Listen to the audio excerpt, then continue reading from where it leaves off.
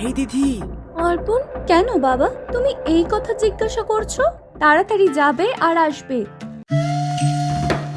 বাঁচাও বাবা, কি হয়েছে?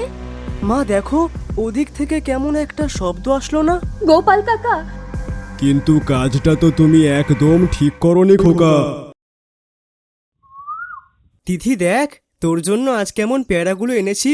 হ্যাঁ রে অর্পণ, তুই আবার ওই ঘষিদের বাগানে গেছিলি? তোকে না আমি বারণ করেছিলাম। আরে না রে, সেই জন্যই তো আমি আজকে ওই পূব দিকে যে বড় বিলটা আছে না, ওই বিলের পাশে একটা নতুন গাছে পেয়ারা ধরেছে। কেউ জানে না, ওই গাছের থেকেই এনেছি এগুলো। এখন একটা খেয়ে বল দেখি কেমন লাগছে। হ্যাঁ, আমি জানতাম মেয়ে এখানেই থাকবে। স্কুল ছুটি থাকলেই ওর বাড়িতে মন আর দাঁড়ায় না। এক্ষুনি চল, আজ বিকেল থেকে মাস্টারমশাই পড়াতে আসবেন। সব বই খাতাগুলো গুছিয়ে রাখবি। কিন্তু মা, আমার তো সব বই গোছানোই আছে, আর যেটুকু বাকি আছে আমি বিকালের আগে গুছিয়ে নেব। না না, ওসব বললে হবে না। এক্ষুনি এখান থেকে চল। জাতপাত নেই, থাকার ঘর নেই, সেখানে রোজ আসবে। আর এটা কি? ওমা, তোর বই এখানে কি করছে? মা, অর্পণ পড়তে খুব ভালোবাসে, তাই ওর জন্য নিয়ে এসেছিলাম। আমি একটু পরে যাই। মুখের উপর আর একটা কথা বলবি না, এক্ষুনি চল। আর বইগুলো যে নিয়ে আসিস, কিনতে টাকা লাগে। সব তো আর মগের মুলুক না।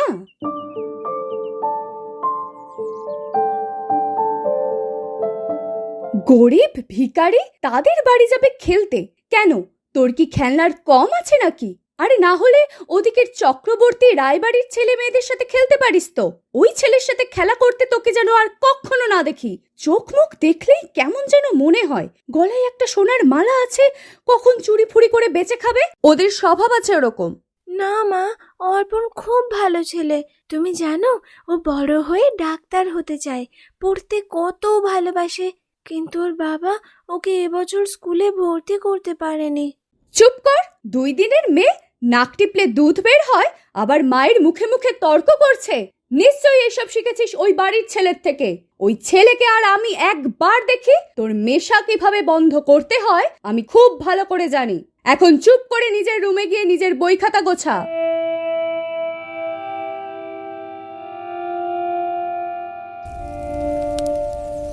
মা, আমাদের কি জাতপাত নেই?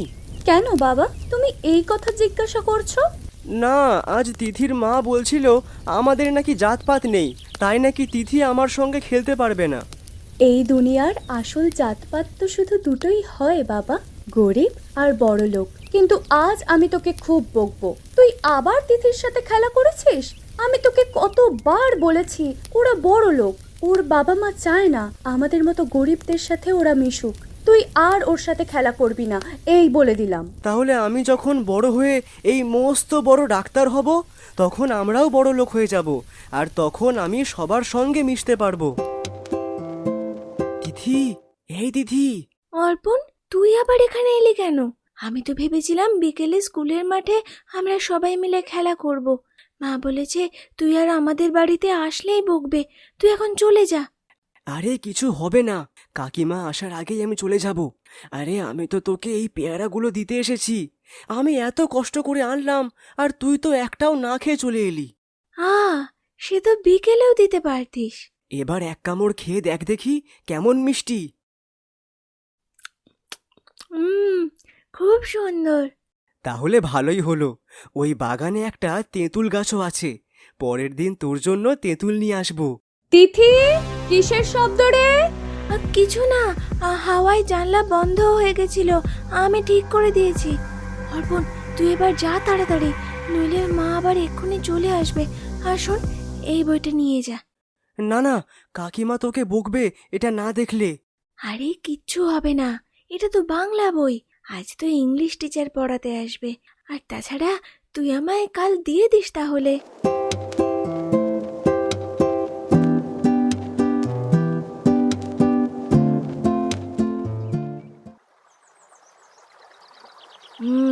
আমি ঠিকই ধরেছিলাম, তোকে কোথাও খুঁজে পাওয়া যাচ্ছে না, মানে তুই রবির সাথে এখানেই থাকবি। এ কি, তুই এদিকে এসেছিস কেন? কাকিমা দেখলে তোকে আজও বকবে। না না, আমি অপূর্ব কাকাদের বাড়ি গিয়েছিলাম, তাই আসার পথে তোকে খুঁজছিলাম। তুই কালকে বিকেলে স্কুলের মাঠে এলি না কেন? রবি, সাথী, বিট্টু সবাই তো ছিল। কাল বাবার সাথে হাটে গিয়েছিলাম, তাই আর যেতে পারিনি। তুই স্কুলে যাবি তো? হ্যাঁ। জানিস, বাবা বলেছে ওপাশের পুরনো ভিটেটা বিক্রি করে পরের বছর হাটে একটা দোকান দেবে, আর আমাকেও স্কুলে ভর্তি করবে বলেছে। সত্যি? তাহলে তো খুব ভালো হবে। তুইও আমাদের সঙ্গে একসঙ্গে স্কুলে যেতে পারবি। দিদিমণি, আরে ও দিদিমণি, ও দিদিমণি, তুমি এই তো।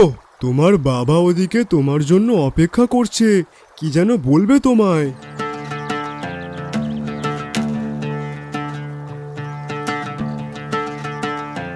বাবা, কি হয়েছে?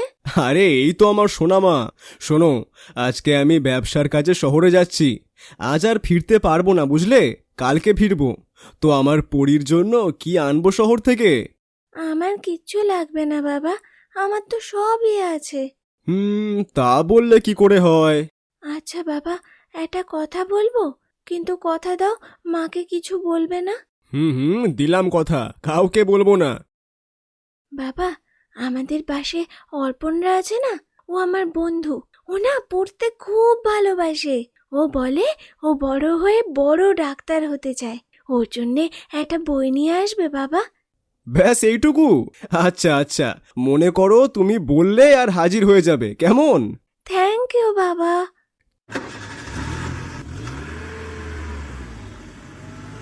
তিথি দিদিমণি, তুমি এবার খেয়ে তৈরি হয়ে নাও দেখি। তোমারে স্কুলে দিয়ে আসার সময় হয়ে গেল যে।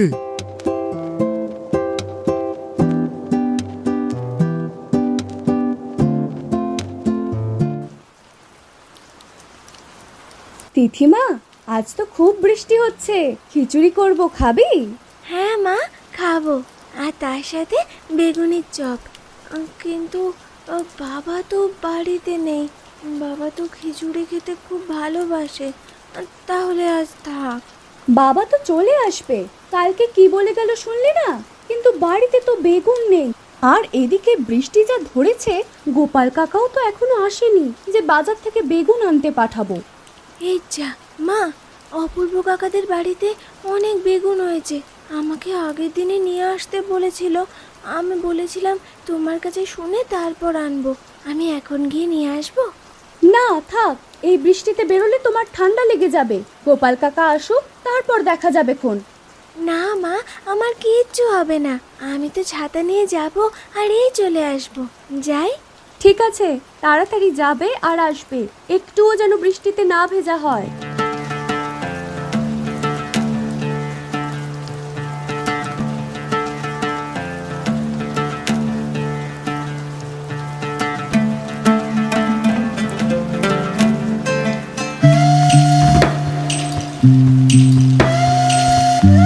মা এমনিতেই বলছিল আমি পারবো না। এই তো আমি কত তাড়াতাড়ি গেলাম আর চলে আসলাম। আহ, বাঁচাও! দিদিমণি! গোপাল কাকা, তুমি আর এক মুহূর্ত দেরি করো না, এক্ষুনি কিছু একটা ব্যবস্থা করো। হ্যাঁ গিন্নিমা, আমি এখনই ও পাড়ার বড় ডাক্তারকে ডেকে নিয়ে আসছি। হায় ভগবান, এ আমি কি করলাম? কেন মেয়েটাকে এই বর্ষা বাদলের দিনে ছাড়তে গেলাম? উনিও বাড়িতে নেই যে গাড়িতে করে হাসপাতালে নিয়ে যাবে। আমি এখন কি করব? হে ভগবান, রক্ষা করো। মা দেখো, ওদিক থেকে কেমন একটা শব্দ আসলো না? কি জানি বাপু, আমি তো কিছু শুনতে পেলাম না। কি ব্যাপার? বৃষ্টি হলেই তো তিথি জানলা খুলে রাখে, আজ কেন খুললো না? মা, আমি এখনই আসছি। ওরে, কিন্তু বাবা কোথায় যাচ্ছিস? এই ঝড় বৃষ্টির দিনে বেরোস না, জ্বরে পড়ে যাবি। মা, আমি তিথিদের বাড়ি যাচ্ছি, দেখেই চলে আসবো।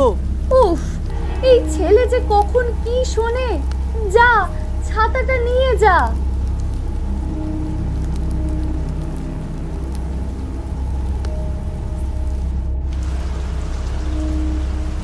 কাকিমা, তিথির কি হয়েছে?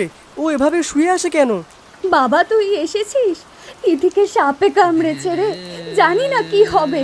এই ঝড় বাদলের দিনে গ্রামের একটা মানুষ তো দূরের কথা, একটা কাকপক্ষীও দেখা যাচ্ছে না। গোপাল গেছে বড় ডাক্তার ডাকতে, তুই উঠে আয়। ওর কিছু হবে না কাকিমা। তিথি, এই তিথি, চোখ খোল না।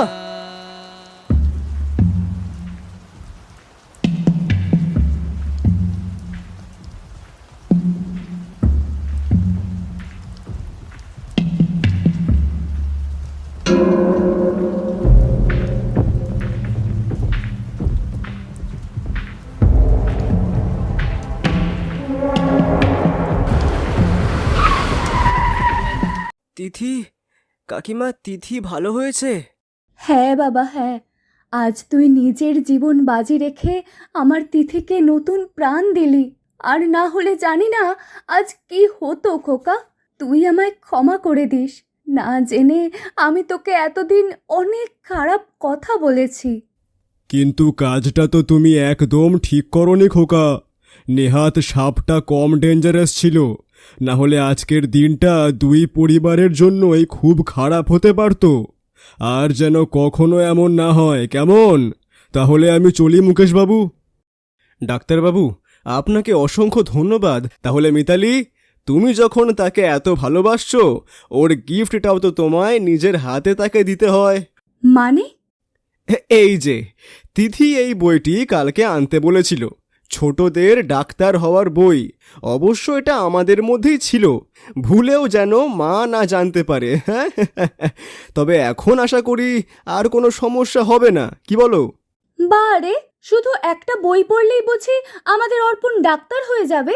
আজ থেকে অর্পণের বড় ডাক্তার হওয়া পর্যন্ত সমস্ত দায়িত্ব তোমায় নিতে হবে বলে দিলাম।